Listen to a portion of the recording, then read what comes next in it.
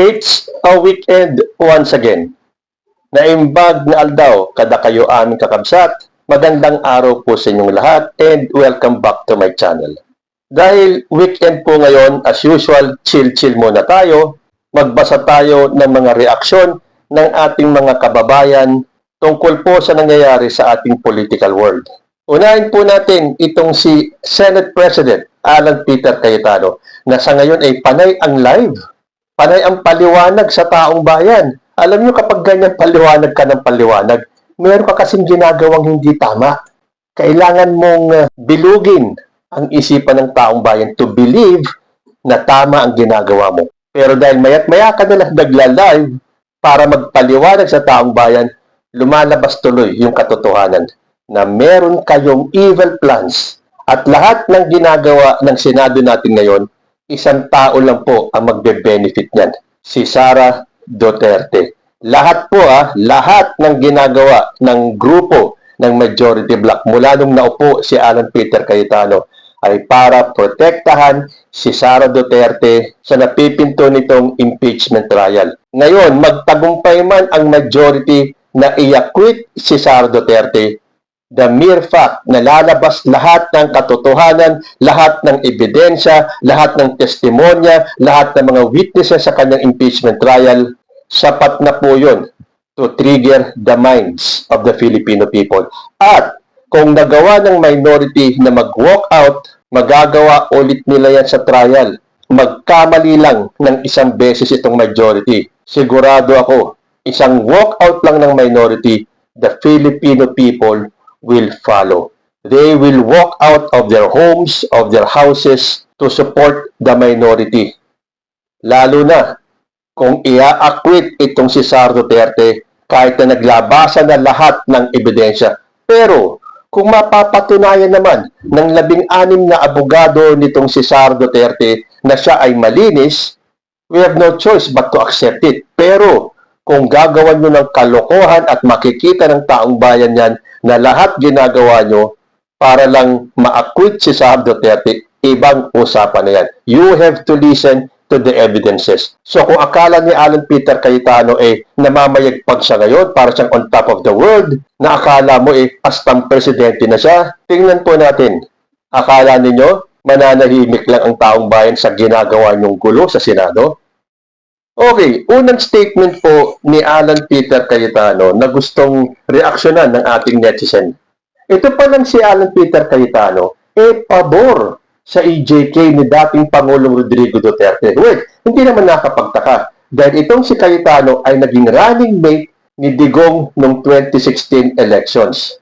At kung napanood niyo yung debate nila ni Bongbong Marcos doon, kung saan may sinasabi itong si Cayetano na pag nagnakaw ka, magiging congressman ka, pag nagnakaw ka, magiging senador ka, or something to that effect. Na ang sagot ni Bongbong Marcos then was, bakit? Ganyan mo ba nakuha kung bakit ka naging congressman? Kung bakit ka naging senador? Basag si Cayetano nun. Kaya hanggang ngayon, ganun na lang ang galit niya kay President Bongbong Marcos. Kaya lahat gagawin nila. 10 ng kanyang mga kasamahan dyan, ibabagsak nila si President Bongbong Marcos na akala mo naman magtatagumpay sila. Ito po ang kanyang sinabi. Ang campaign against drugs is a human rights campaign.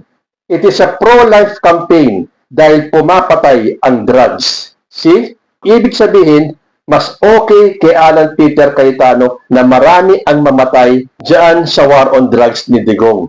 Suportado niya yan. Dahil sinabi niya para sa kanya, human rights campaign daw yun. It is a pro-life campaign. Akala ko ba itong si Alan Peter Cayetano ano ba yan? Pastor ba yan? Di ba? Paluhod-luhod pa siya. And yet, kampi siya sa ginawang pagpatay ni former President Digong. Dahil pro-life daw yung EJK ni Digong.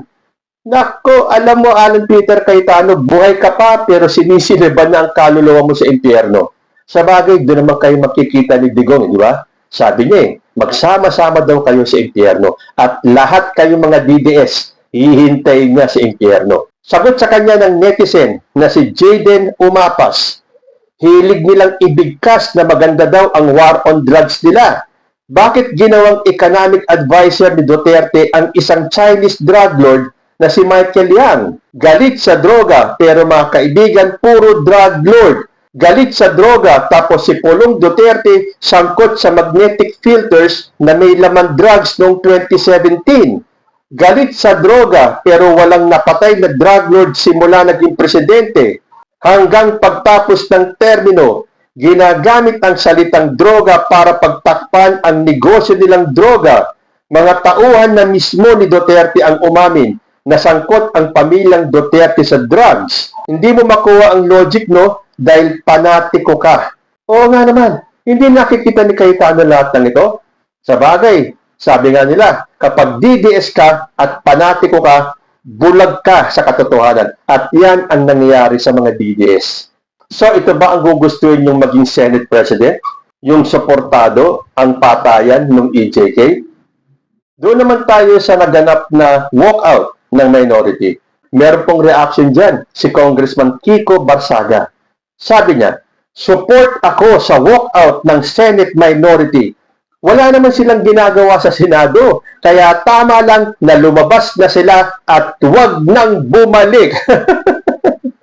Sabi tuloy sa kanya ni Dexter Contando, nagsalita ang may nagawa bilang congressman. Halos yung mga nag-walkout may nagawang batas. Ikaw na hindi nag-walkout, Kiko, may nagawa ka bang batas? Ha ha ha! Dapat nga ikaw ang wag nang bumalik bilang congressman. Wala ka namang kwenta. Puro ka lang meow-meow. 300,000 sahod mag-meow-meow ka lang? Ano to, lokohan? Sa'yo pa talaga nang galing na wala silang ginagawa? Tulad yan sa sinabi ko sa inyo eh. Basta DDS ka, sarado po ang iyong utak. Lusaw na kasi. At ito yung mga tinatawag ni President Bongbong Marcos na obstructionist. Wala silang makitang tama sa ginagawa ng ating presidente at ng gobyerno nito. Tingnan niyo si Amy Marcos, ay Amy Marcos na naman ako eh, na walang nakitang tama sa ginagawa ng kanyang kapatid. And yet, the nerve na sabihin niya na huwag makialam si Bongbong Marcos sa Senado. Oo nga naman, dahil meron po yung separation of powers. Pero huwag kakalimutin ni Amy Marcos, presidente pa rin itong Bongbong Marcos na sinasabihan niyang huwag mangialam. At dahil siya ang ama ng bansa, dapat pa rin niyang tingnan ang kabuuan. At kung may mga nagmamalabis na, dapat na siya magsalita. So kay Kiko Barsaga, tumingin ka muna sa salamin. May nagawa ka na ba bilang congressman? At oo nga pala, may nabalitaan ako na imbis na suspension daw tatanggalin na nila itong si Kiko Barsaga. Ay, kapag tinanggal nila si Barsaga, magsasalita na naman si Amy Marcos sigurado na iniisa-isa na silang tanggalin. Inuubos na sila sa hanay ng mga DDS. Dapat lang. And speaking of inuubos na sila isa-isa, ito po ang nasabi ni Atty. Harry Roque. Uubusin na ang kakampi ni VP sa Senado, Bato, Bongo, Cheese, Joel, Jinggoy, and now Marcoleta. Wala pa rin kayong 16 to convict. Pero tulad nga ng sinabi ko, kahit na hindi nila makonvict si Sara Duterte dahil haharang itong Duterte senators, ang mahalaga niyan, nakita ng buong Pilipinas at ng buong mundo lahat ng ginawang katiwalian ni Sara Duterte. At kahit na anong pag-acquit pa nitong Duterte senators, hindi matatakpan kung ano ang katotohanan. Sabi sa kanya ni Jasper Ponce, yung mga binanggit mo may issues sa korupsyon, sa flood control, at isa pang kriminal na si Bato. Hindi sila inuubos. Justice ang nangyayari. Nakukulong yan mga base sa ebidensya. Hindi tanga ang gobyerno para ipakulong sila na walang ebidensya. Pati ikaw, Harry Roque, may kaso pa. Nakakatawa talaga mga idolo, mga DDS. Halos lahat may kaso. Mahihilig kayo sa mga kriminal. O, di ba? Totoo naman. Tingnan niyo yung line-up ng majority. Halos lahat sa kanila may kaso. At yan po ay pinag-aralan, inimbestigahan, at hindi lang basta-basta sa kapritsyo ng gobyerno, sila ay kakasuhan. Kaya itong pinapakalat nila Amy Marcos. Ano ba yan? Puro Amy Marcos ang lumalabas. Kasi nga naman, itong si Amy Marcos ang hilig-hilig maglabas ng fake news. Inuubos daw sila. Kung titignan mo naman, lahat naman sila talaga may record. At huwag kalimutan ni Amy Marcos at nila Harry Roque, bago pa inisa-isa itong kanyang mga kaalyado, nauna na si Bong Revilla. Nasaan si Revilla ngayon? Di ba nakakulong? Kanino siya nakaalyado ng huling eleksyon?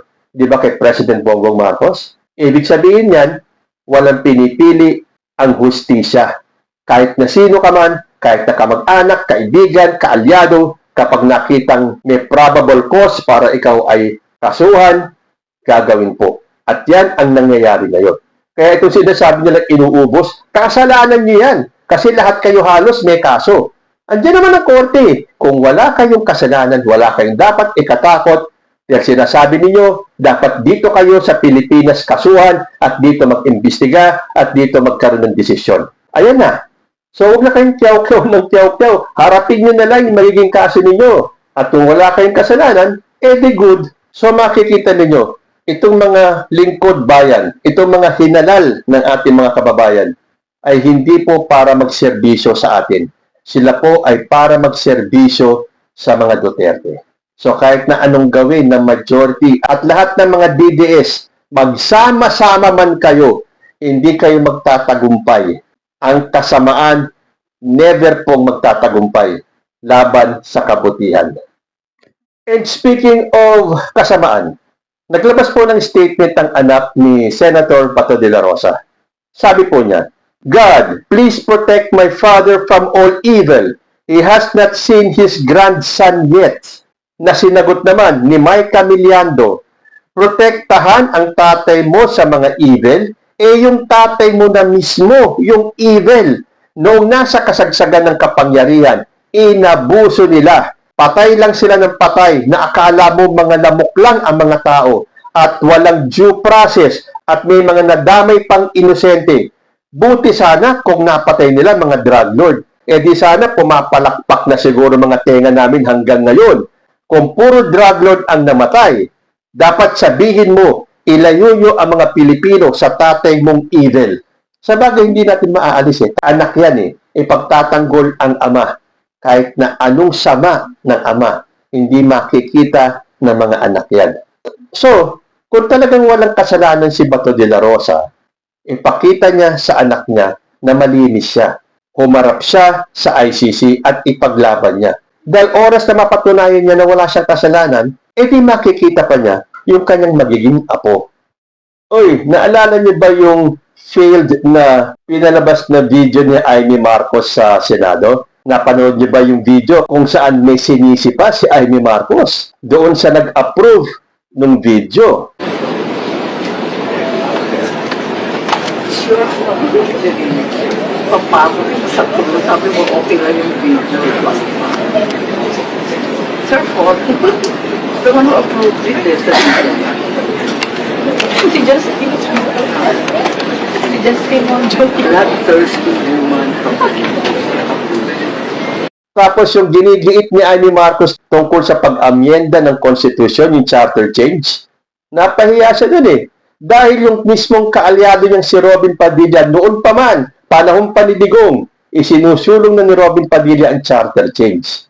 Sabi nga ni Robin Padilla, ako na po ang pinakamasayang tao dito dahil napag-usapan po ang charter change. Ako po ay pabor dyan. May narinig na ba tayong statement ni Amy Marcos tungkol dito sa sinabi ni Robin Padilla? Wala. Paano pahiya siya? Nasabi tuloy ni Lexus Barren, pinagbibintangan ni Amy Marcos na ang minorya ang may gusto ng charter change. At naglabas pa ng video, yun pala, si Robin pala ang may gusto ng charter change. Nag-aako sa kapa Amy. Sa kaalyado mo dyan sa majority pala ang may gusto. Bukayo kayo ngayon. Gawa issues para pagtakpan ng impeachment. Pustahan tayo. Hindi alam ni Robin ang charter change. Grabe ka naman, Lex. Sa bagay, sa mga huling statement niya ni Robin Padilla, para talagang hindi niya alam, sinasabi niya, basta lang may masabi siya. At kung nag-umpisa tayo kay Alan Peter Cayetano, tapusin natin kay Alan Peter Cayetano. Dahil sinabi niya, hindi po magulo ang Senado. Ginugulo po ang Senado na sinagot naman ni Jefferson Tulip. Sino naman ang nanggulo sa Senate? Halata naman na plano nyo talaga yan. At yung Mau Aplaska na acting head ng Senate, siya ang unang nag-warning shot at si Bato de la Rosa ang nag-appoint sa kanya dyan. Ang kaguluhan sa inyo talaga nagsimula kahit saan anggulo mo tingnan. Kaya kahit na anong dasal pa ni Alan Peter Cayetano, kahit na ipakita niya sa buong Pilipinas ang pagluhod-luhod niya para magdasal, at kahit na mag-live sa minuto para ipaliwanag yung mga hakbang niya sa Senado, hindi po kinakagat ng taong bayan dahil nakikita namin kung ano ang pakay mo, Alan Peter Cayetano. Hindi namin nakakalimutan na ikaw ay DDS through and through. At kaya galit na galit ka kay President Bongbong Marcos dahil nasopla ka niya nung debate ninyo. Kaya siyempre, porque ikaw ay Senate President na nagmimisto lang presidente ng buong Pilipinas, gagawin niyo lahat para lang mapabagsak si President Bongbong Marcos at maisalba ninyo si Sara Duterte sa impeachment.